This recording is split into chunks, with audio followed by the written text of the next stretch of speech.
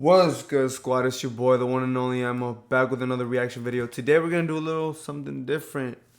We're not gonna be reacting to a music video or music at all. We're actually gonna be reacting to Uncle Joey. He's gonna be talking about listening to Pink Floyd on acid. So shit, this should be funny. I'm trying to laugh. Not know you were a heavy Pink Floyd fan. Huge Pink Floyd fan, man. Now, between you and I, Yeah. do you like the Sid Barrett shit? Really, honestly, not that much. Oh my God. It's fucking horrible. I'd rather hear Yoko Ono jump up and down with a ukulele. Yeah. It was like when people came up to me, there were certain types of music when I was growing up that when people came up to me and said they really liked this, I would look at them and say, really? Or is it that you're trying to fucking be cool? Right. Because this is garbage. Yeah. He was If you're trying to be cool. Let me know. But the early Pink Floyd is like Yoko Ono. It's like nails on a fucking board. Yeah. You know, I didn't start coming around till Is that true? I wasn't hip to Pink Floyd as much as Led Zeppelin, Sabbath. And then when I took a hit of acid and I went to see a midnight movie. When I was growing up, midnight movies were huge, Tony Hinchcliffe. Every movie theater had two movies. What's the movie where people yell and scream? Rocky Horror. Rocky Horror. You had Rocky Horror.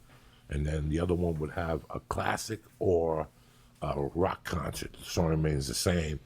And one of the ones I went to see was Pink Floyd live at Pompeii. Oh, yeah, I know that. Yep, I have that DVD. Yeah.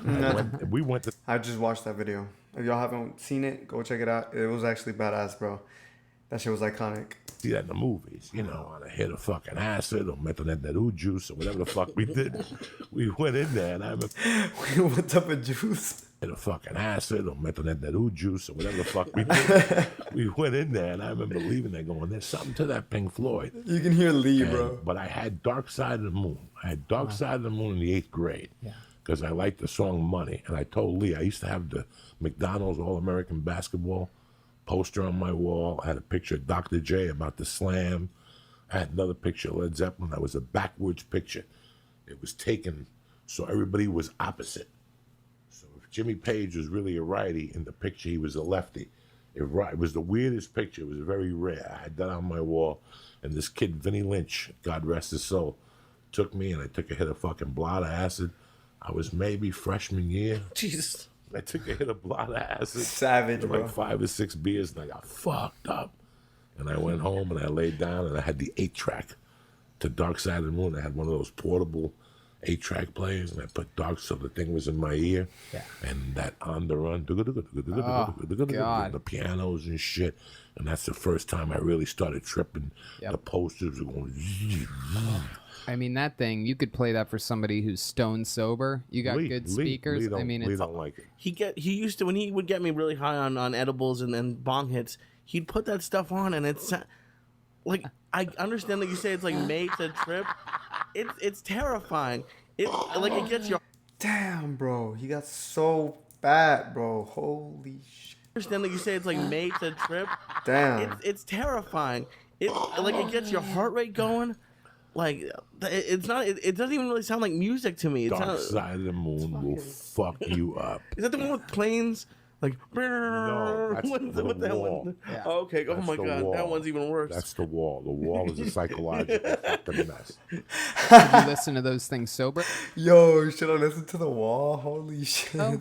Yeah, I've listened to it sober. I mean, it's interesting, but I start thinking about when I'm high and it gets me all riled up. Yeah, that's too many edibles. That's just the edibles. You're having flashbacks. Yeah. I loved, as a young kid, getting that fucking high Yeah.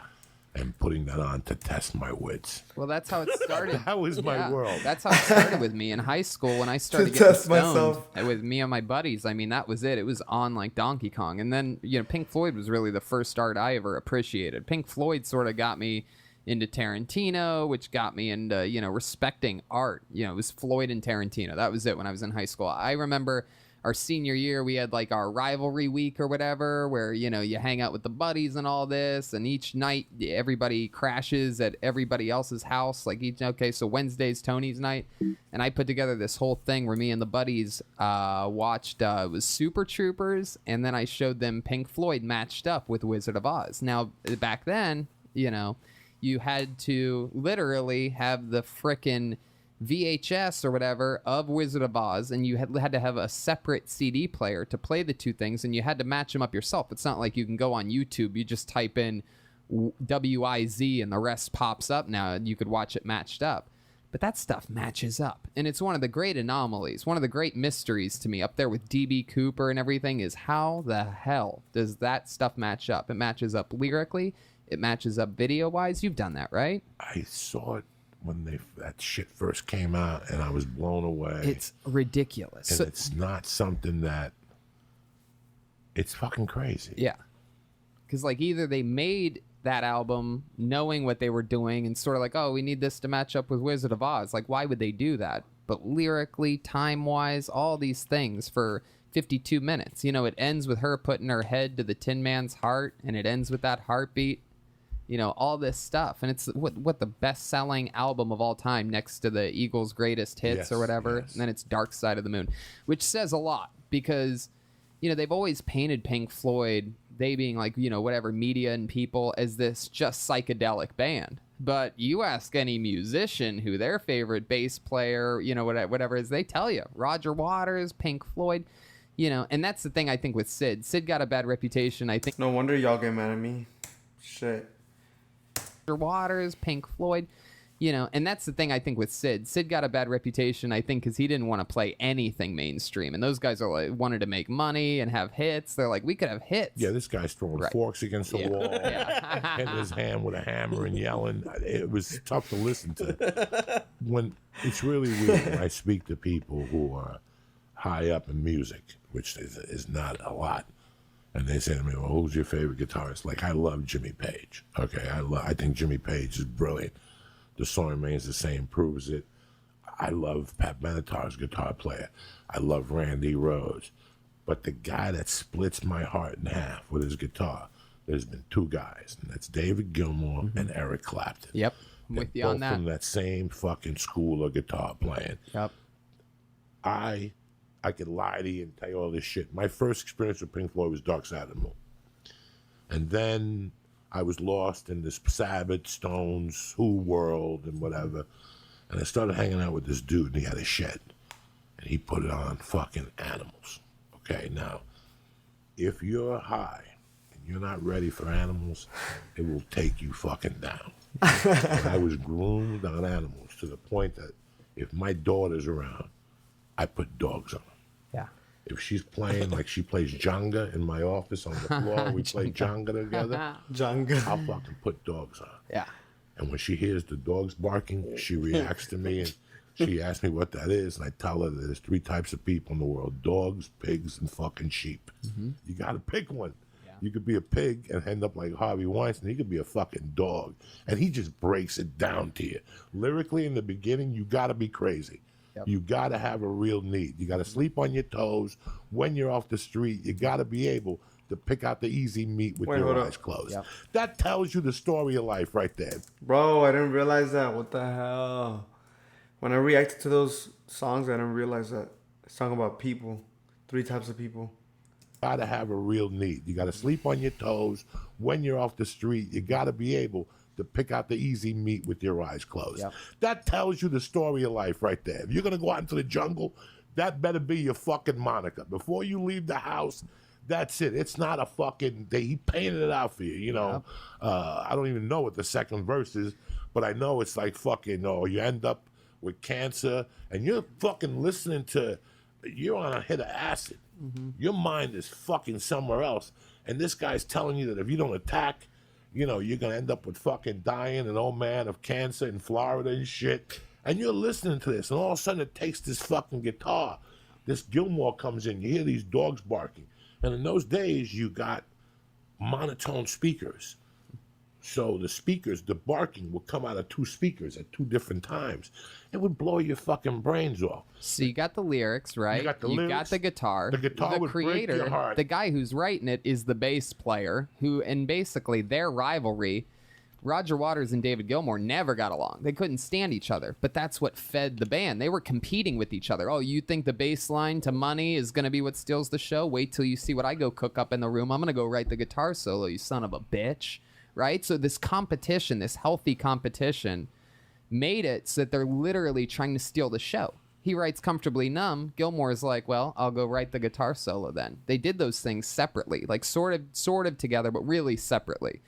Gilmore would go off and do whatever and figure that out. So you got the lyrics, you got the guitar, you got the bass, drums, whatever, sure, they got a drummer, written by the bass player. But another crazy fun fact is they were the first band to ever apply colors or decorate a stage. It used to just be a black curtain. That was it. There wasn't no inflatables, lasers, colors. There was no screens. No band was showing anything behind them. That wasn't a thing. It was listen to the music, watch us play. Damn. So you when you factor in everything, and to this day, and not only back in the late 70s and 80s were they spending more money than everybody else to put on a big production, but to this day, I got to go see Roger Waters at the Staples Center this most recent time with my friend Tal Wilkenfeld. Amazing bass player, one of the best in the world. And she loves comedy. Her and I made friends, and she's in deep with everyone in music. Everyone looks up to her. It turns out at the end of the show, Roger Waters, we were in the green room with everybody that's in the band and everything, but Roger's not there. He has his own separate green room with like chocolate fountains and everything, like stuff you just dream, like stuff you hear in imagine made up stories.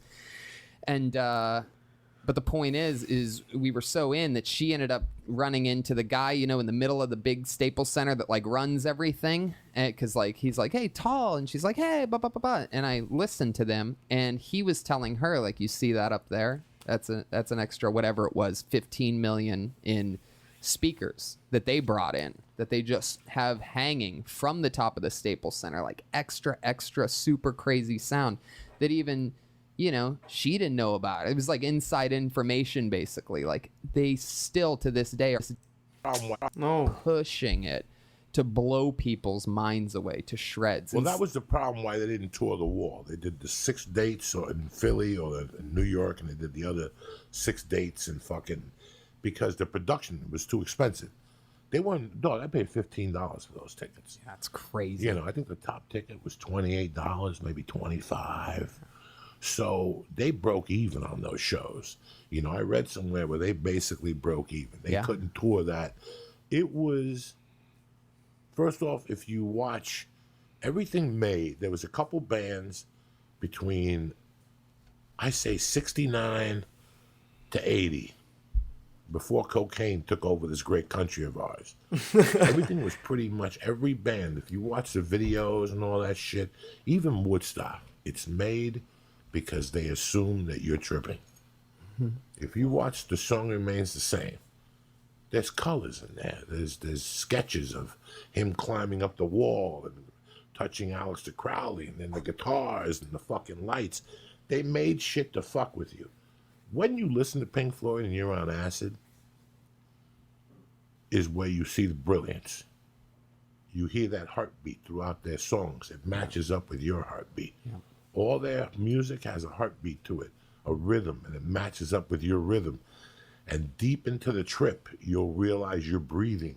It's fucking crazy. If it's 2 in the afternoon. Damn, bro. I learned a couple things about Pink Floyd from this video. Damn. I did not know they were the first to apply like production and colors and shit. Damn, guys. I should really react to more Joey Diaz. Shit, I'm gonna subscribe. Anyways, guys, that's it for this video. Let me know if y'all liked it. Let me know if y'all like me reacting to podcasts and different stuff rather than music. I'm still going to react to music, but I'm just saying, like, let me know if y'all like it when I add little videos like this. Anyways, guys, that's going to be it. Y'all know what to do. Y'all know what buttons to press. Don't press the dislike button. And yeah, man, I love y'all. Stay safe and peace.